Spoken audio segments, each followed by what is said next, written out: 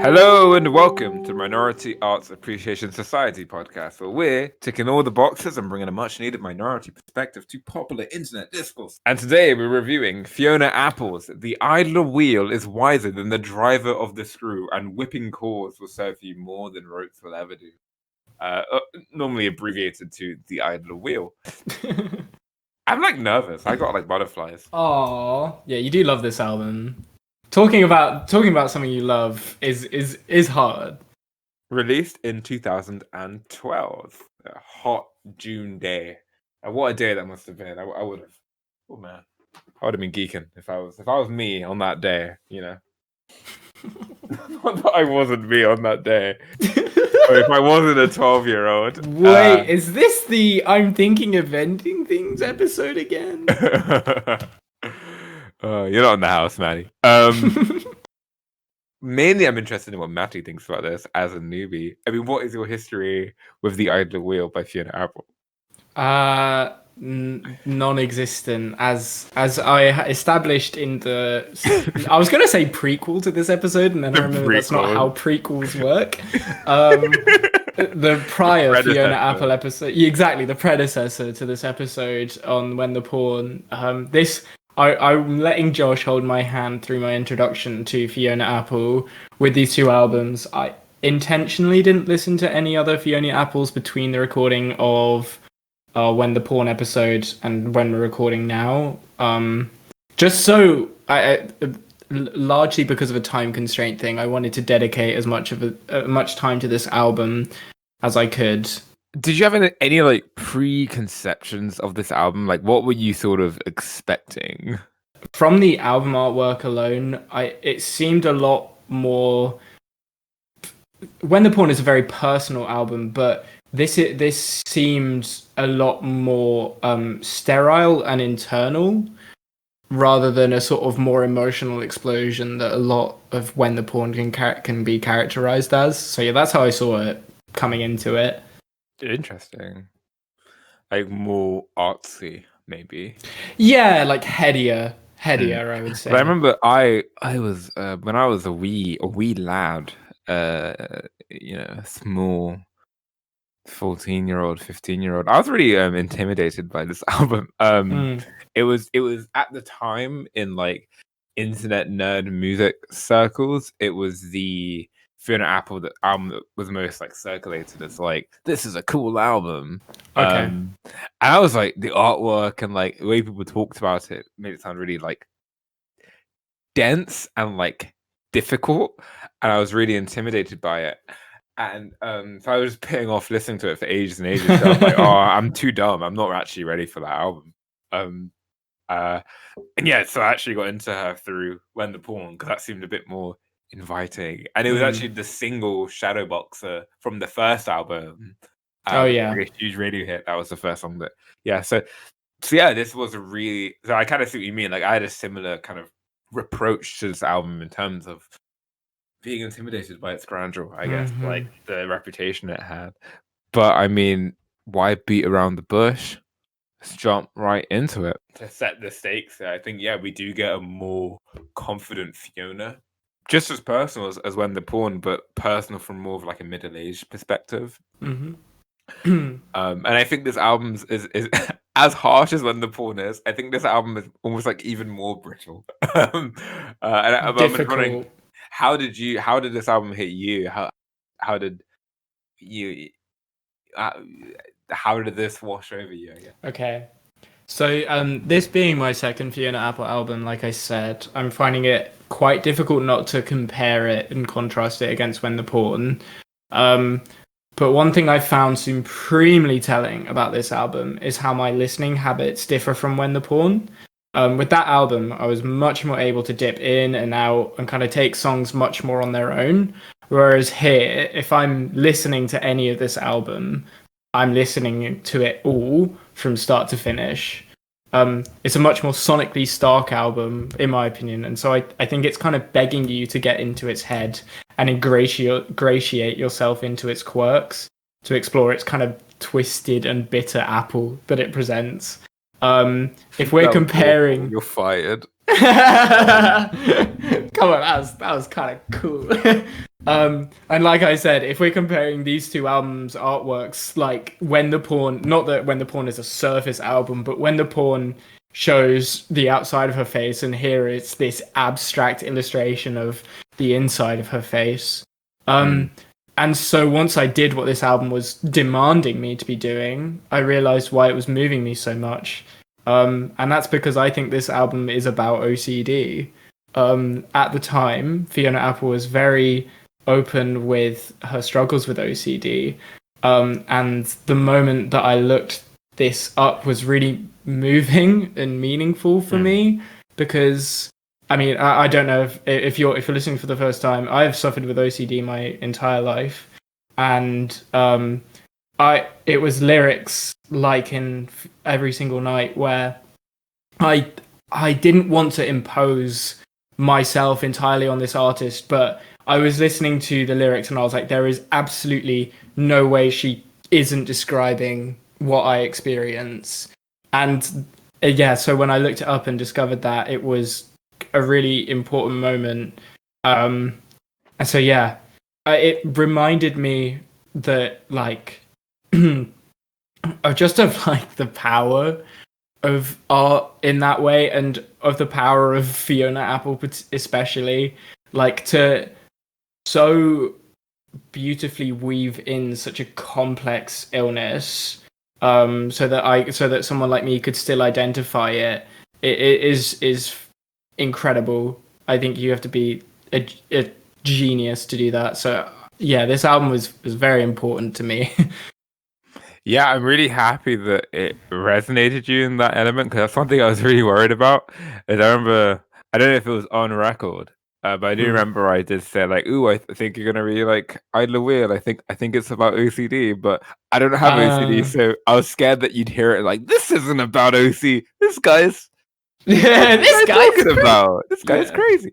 So I'm happy that like those themes resonated with you as I kind of had interpreted them. And I think what's telling about, like a lot of the promotional artwork from this album revolves around like heads unraveling, or like if you obviously the main album cover, the head almost looks like it's made of a bunch of strings. And then the Every Single Night single cover, it's like a neck that leads up to like a swirling black ball, and then like there's like I think a nose and a mouth in the top right.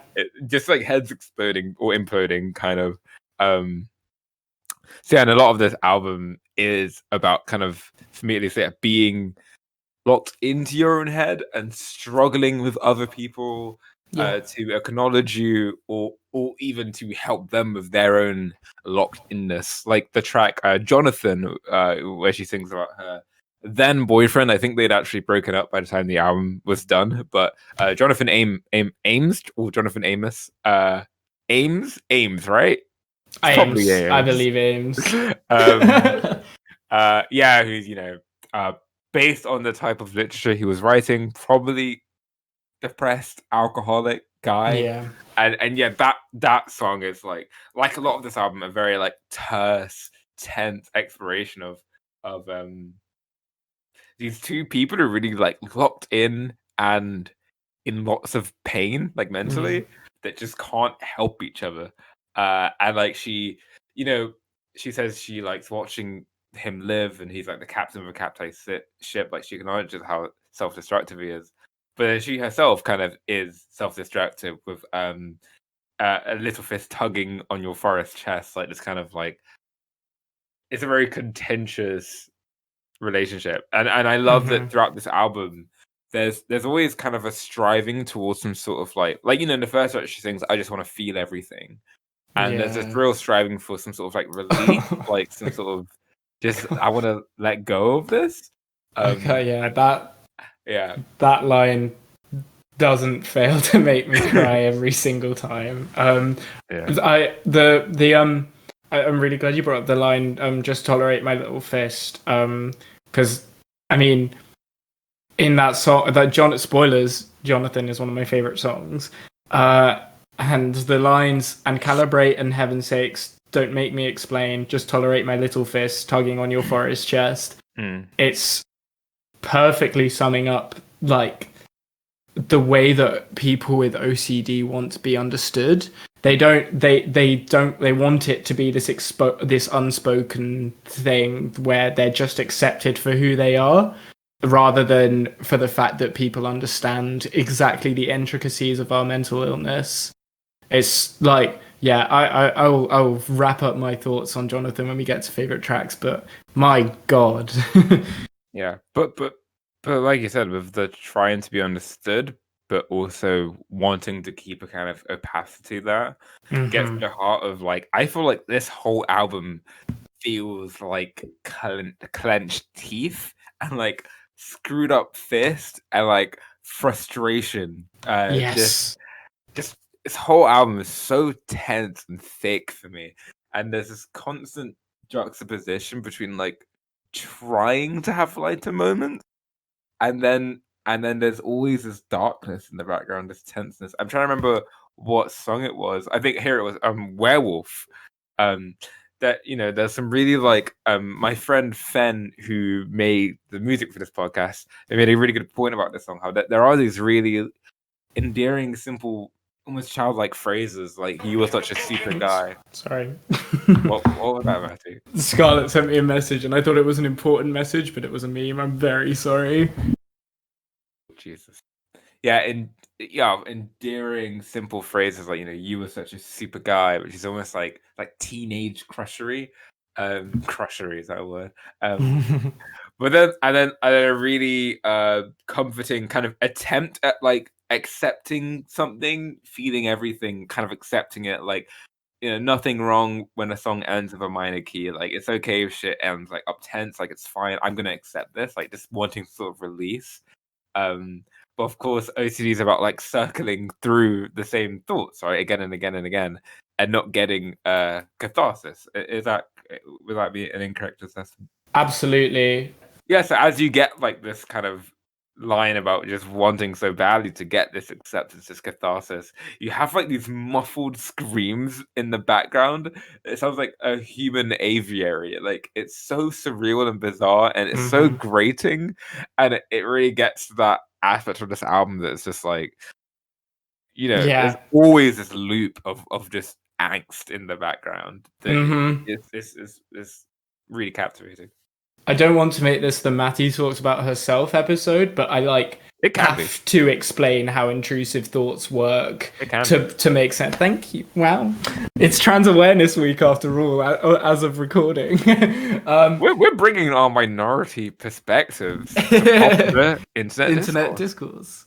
So, intrusive thoughts, like you kind of perfectly just summed up, are essentially this constant battle within yourself that there is something wrong with you, usually yourself, but potentially other people or the outside world, and the battle of OCD is how you answer those intrusive thoughts, and there is pretty much a right way and a wrong way. There's the wrong way, which is like actually engaging with them and like trying to logic your way out of them, which just kind of gives them more life and like intellectualizes them, meaning you're constantly stuck, like you said, in this battle of like bullshit logistics in your head. And then the right way, which is to just dismiss them. And it's so hard, but every time you do it, it gets a little bit easier. And so I think the perfect sonic representation of this is in Valentine, and a little bit in Jonathan as well, but I want to talk about Valentine right now, because there are these like wonderful staccato piano chords as she's singing "I'm a tulip in a cup, I stand no chance of growing up," and like it's this the lyrics here are so horribly somber. I've made my peace, I'm dead, I'm done. Like, but these very like pleasant chords are playing at the same time, and they're very witty and charming. And I think it's 100% that, like, it's like a call and response within yourself that the lyrics and the chords are creating here. That's so subtle and just like, I don't know, it's so gratifying to hear them compliment each other in that way. Yeah, and I think that theme of how of trying to articulate these like recurring thoughts and they sort of just bully you and won't go away. It really comes back in a strong way in Left Alone with one of my favorite lines in the album, that my ills are reticulate, my woes are granular, the ants weigh more than the elephants, nothing is manageable. Um Yeah. this the frustration of this album of like she's like her own warden almost, like, you know, Left Alone is a song about how can I expect anyone to love me when all I do is beg to be left alone. Yeah. And this idea of like she can't even embrace her angst or woes, quote unquote, as this like grand justified thing, because it seems stupid to her. Like, they are ants, they are granular, like it is just dumb things that she's circling, pain that she's Yeah. circling over and over again. Little foreshadowing. I But think then there is. nothing is manageable. It's like that album cover of just everything exploding in strings that you can't like. It's, you know, it's such a frustrating album. Not in terms of it's frustrating to listen to, but it evokes the feeling of frustration so perfectly. You're so right to bring up this album being like that, like clenched fist of like frustration, but never quite anger. Like in the opening song, the really like powerful vocal chants of "In My Brain" constantly feel like they're building up to a crescendo, but never quite get there. And it's just that lack of release. But at the same time, the album constantly feels like, or like Fiona Apple constantly feels like she's laughing at herself in this album in a weird way. Like she's lived with these neuroses for so long that she's just like, I'm ridiculous. Like that, the swirling string inside my head has just been going on for so long, and there's just no sense to it anymore, that like it can only like feel ironic at this point. And I think that's what she's essentially saying about herself, is that sense of kind of distaste with your own self because of how ridiculous you think your brain is kind of precisely the point. I know she's doing quite well now, but it's kind of the precisely the point of no return, because once you have turned yourself into this like image, into this like idea of not failure but just like something that can never be made sense out of, then you are lost. I do think interesting that the internal frustration that you're describing is always placed into romantic situations where I do feel like Fiona Apple maybe has a type. Yeah, I think like the that's headstrong, depressive, artsy dude. And I think one of the tracks that has come through really strongly is in Left Alone, where, you know, she tries to whenever she tries to describe her lovers, here she describes them as making major overtures. They're an orotund mutt, like, you know, like a really persistent dog. And to this person, she likens herself to a dewy petal. It's really interesting. And saying she's become a moribund slut, which is a very funny line. But there's this constant like view of herself as very fragile in comparison to the brittle people she feels she's with. There's somewhere else in the album, in one of my favorite tracks, "Regret," where she describes the person kind of spewing like hot piss on her and having to constantly wipe up with white dove feathers. Like, there's a sense that while there's all this internal frustration, there's also like dating people who are themselves, you know, very difficult, Yeah. and having to kind of, is his name pacify, or Placate. placate, yeah, having to placate them, and like, so while she can't calm herself down, all she wants to do is help her lover calm that person down, or these people down. I don't know, these songs are written over a period of time. I don't know who they're about. But yeah, and it's really telling that the final line of this album, you know, in many ways, after such like a turbulent unrestful Yeah. songwriting is you can relax around me. You can relax around me. Like all she wants is for this tension to laxen, and to let someone know they can be relaxed around her and feel relaxed around them, and to feel like butter just melting under a hot knife. And that's just, man, I thought that arc, that emotional arc, it's so beautiful to me. Yeah.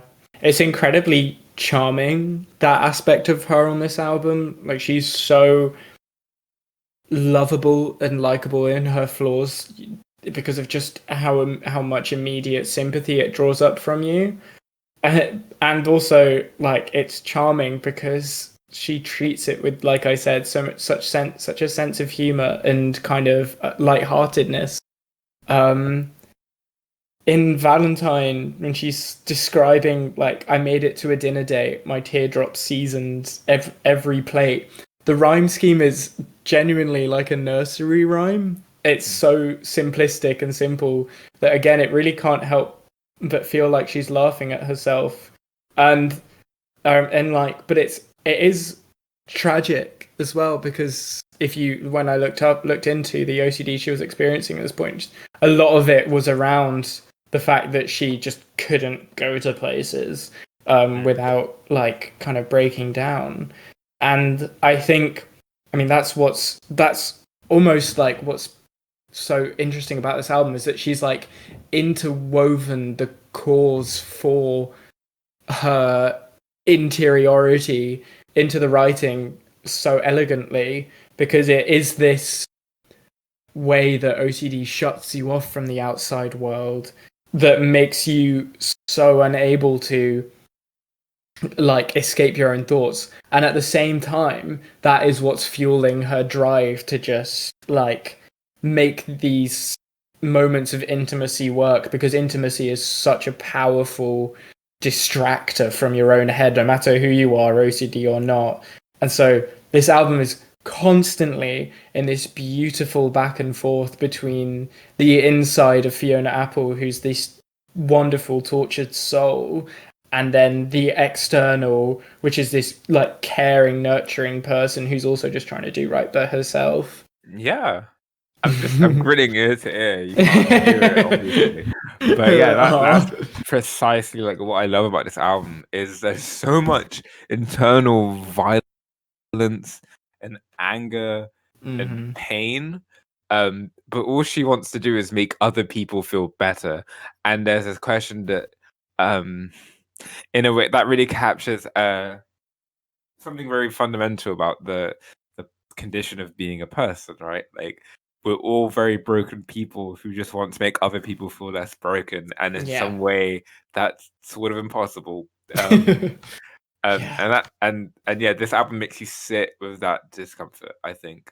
I think so. But I think there is hope in the end. I think so too. And I hope that at some point in your personal outside the podcast life, you get to listen to Fetch the Bolt Cutters. I don't think it's as good as this album, or as good as When the Pawn. But I think it's a real, like, it's just satisfying, because it's such, like, we made it. Like, that album is hope. Like, I said it before, but, like, that eventually we can all reach that level and, like, just figure this shit out and find some peace. And that Fetch the Bolt Cutters really does feel like some peace. Yeah. So yeah, moving on to concluding our Fiona Apple saga on the podcast, which has been going on for months. It feels like, how long has it been going on for? Like a couple months at least. Couple months, yeah. It's like it started with Paul Thomas Anderson. It definitely started with that was a prequel. That was a prequel. Yeah. But yeah, I move on to favorite and least favorite tracks. So I'll start with mine. So mine's always changing. Yeah. This album's meant a lot to me for years, so it's impossible to pick, really. But at the moment, currently, where I'm at now, my first favorite track is Valentine. I think this song is absolutely, like, devastatingly gut-wrenching. When I was sitting on Zik notes for this album, I was, like, finishing off writing about Daredevil, and then the fucking piano keys come in at the beginning of Valentine. Like, I almost started welling up, and I felt like Oh God, I have to stay in podcast mode. I can't just break down. Cry. But yeah, some really moving lines. Like while you were watching someone else, I stare at you and myself. If you've heard the album, you know the line. It's very painful stuff. And again, what we said about this kind of soft exterior versus a violent, vicious interior. I'm amorous but out of reach. A still life drawing of a peach. The idea that all of her like serenity or beauty that people might see in her is just like a still life drawing. It's like they don't see the battle waging on in her head constantly. I think last thing, I really love how this song gets across the frustration of like loving someone who maybe isn't reciprocating or worthy of your depending on how much self-esteem you have on the day. And the kind of the I root for you, I love you, you. Like just the total like it's so stupid that you are the center of like my thoughts right now, and the anger at yourself for even being so emotionally invested. It comes across really clearly in Fiona's music, and yet this, like everything else in the album, is so bold, clear, and distinct, while also vulnerable. I really adore the song Valentine. Next up, Regret. This is a track that, like, for a long time, I loved every song in this album, but this is one that didn't really start hitting me recently. And I love this song because I feel like this track is sort of the most cathartic moment on the album in terms of like getting the frustration out in a satisfying way. She talks about being with kind of a perhaps emotionally abusive partner. There's a line that hints at gaslighting, like, remember when I was sick and you didn't believe me. Interestingly, the first line, remember when we argued over the rat?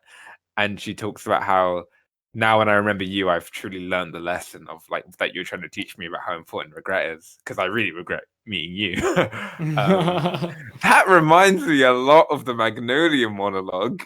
Where one of the father figures says, never listen to anyone who tells you not to regret anything. You can use it, regret what you want.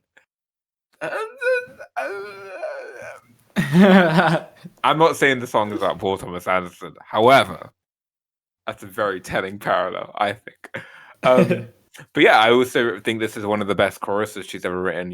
I ran out of white dove's feathers to soak up the piss that comes from your mouth every time you address me.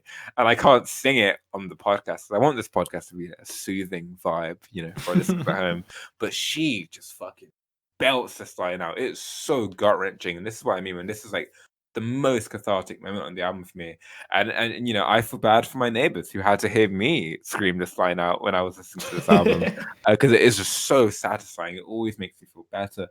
And yeah, that final leave me alone, leave me alone. Then the quiet transition into my next favorite track, Anything We Want, feels like the light on the other side of a fucking horrible night that we began with every single night. And we get a song that's a real just beam of light, just totally euphoric and unabashedly hopeful. It's a song that's full of love. I love the chirpy intimations of youth with Let's Pretend We're 8 years old playing hooky, and the flirty, sensual nature of the hook of them.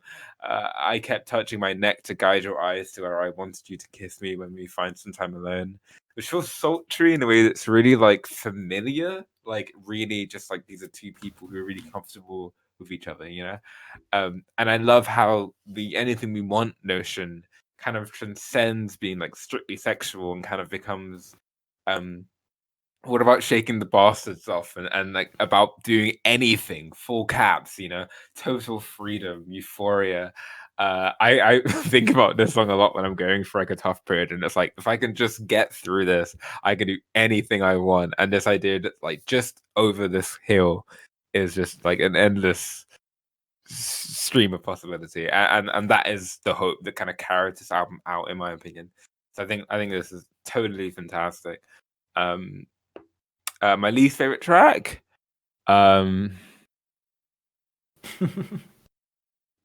Daredevil. I don't know. It's generally a perfect album. It's completely tight and nothing is wasted. I guess Daredevil was the one I'm the least in love with, maybe.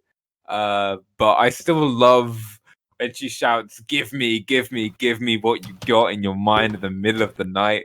Jesus Christ! Like this idea of just trying to like reach into someone's head and like see their internality as vividly as you can see yours, and just get to know them. But just any attempt to leave this loneliness, of having a brain. So yeah, that's my least favorite track. And anyway, this album, I'd give this the strongest of recommends. One of the greatest singer-songwriter albums ever made. It's my favorite Fiona Apple album. And yeah, I can't stress that enough. The strongest of recommends. Mattie, how about you? Okay, starting off with my first favorite track, Every Single Night. This, on my second listen,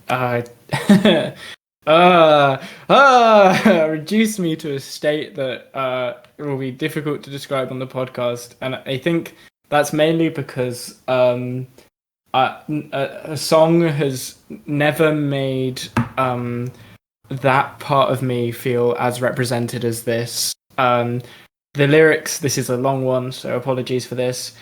These ideas of mine percolate the mind, trickle down the spine, swarm the belly, swelling to a blaze. That's where the pain comes in, like a second skeleton trying to fit beneath the skin. I can't fit the feelings in, is such a beautiful but also harrowing description of the way that OCD makes you feel like you're not yourself. That fucking skeleton line gets me every time too. Yeah, it's so disturbing and honestly, unfortunately accurate. Because it is. I don't know how she was able to take those feelings and turn them into those words. That's what I mean when at the beginning I say that I can only call her a genius, because viscerally it is so unbearable that to take it and be able to, number one, endure that, but also turn them into something so beautiful. I mean, fucking hell, of like turning the idea of intrusive thoughts into white flamed butterflies in my brain is like earth shattering for me. But then to move on to like structure of the song, I found myself being allured into the feeling of in the battle of intrusive thoughts just by the sheer structure of it. Again, it's constantly rising up into this chance of like my brain, and when it doesn't amount to anything, it's painful, and it's just her going through that feeling perfectly of empowerment against something that is so unbearable, but then immediately just being unable to fight it anymore and falling back into the monotony of your normal mindset, because immediately after that crescendo of my brain, she slips right back into the verse of this sort of very lonely, somber, very like stark instrumental with just her sort of falsetto singing over the top. So yeah, this is a song that one of the songs that means the most to me in the world now. Yeah, big good song is what I'll say. Second up, not going in order, is Anything We Want.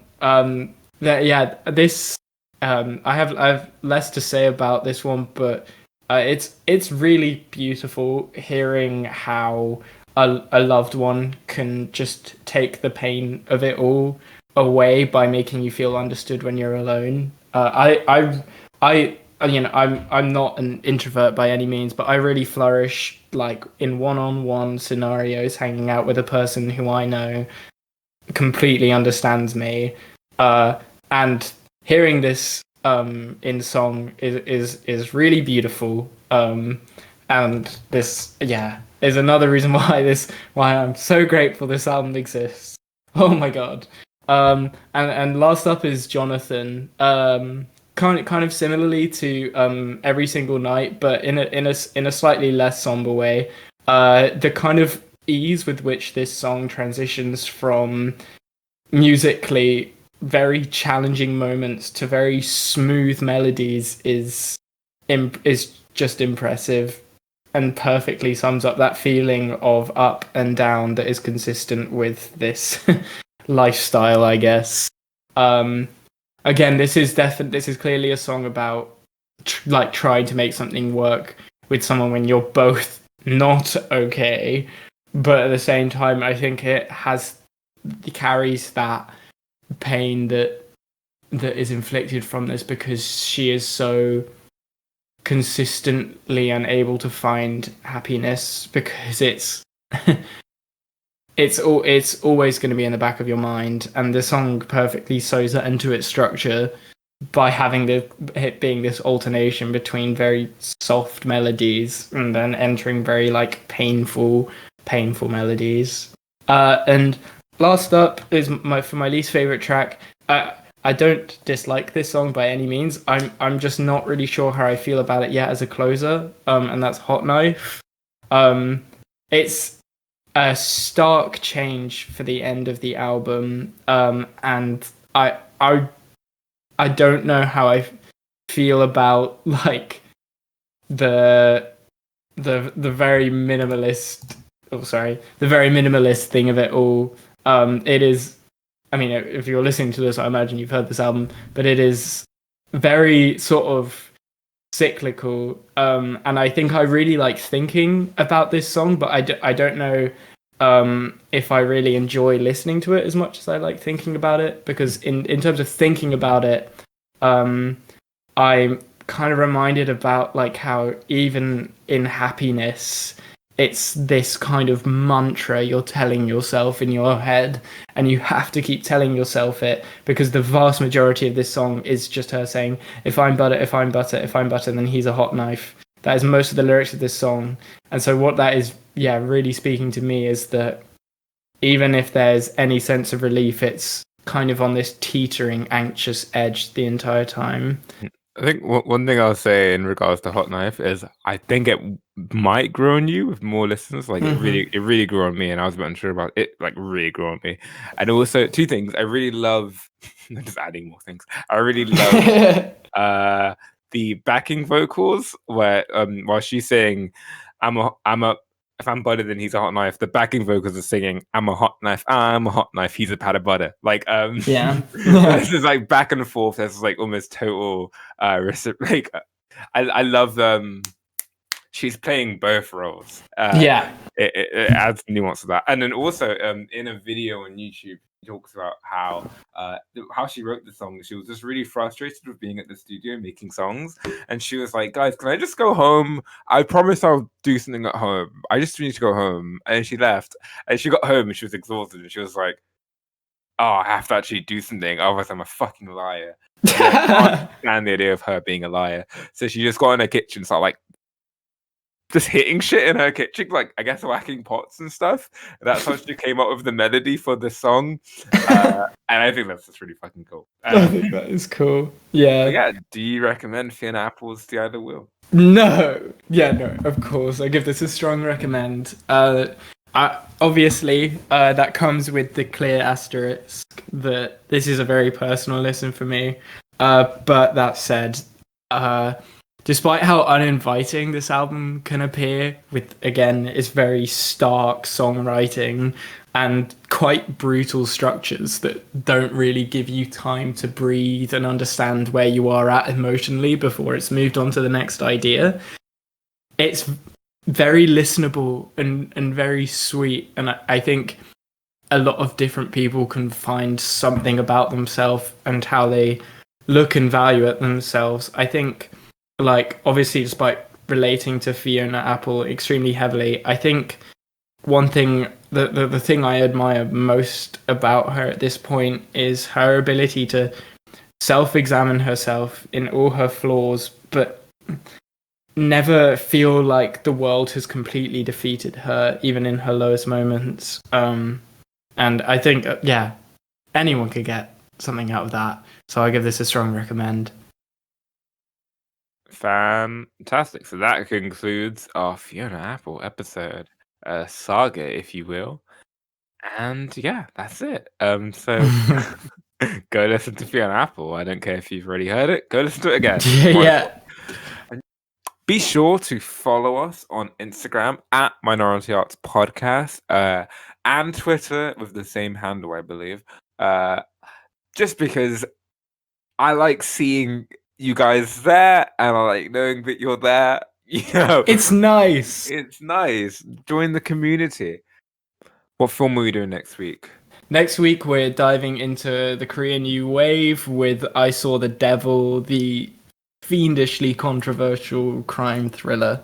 Okay. Yeah, thanks for listening. Thank you very much for listening. Goodbye. Bye.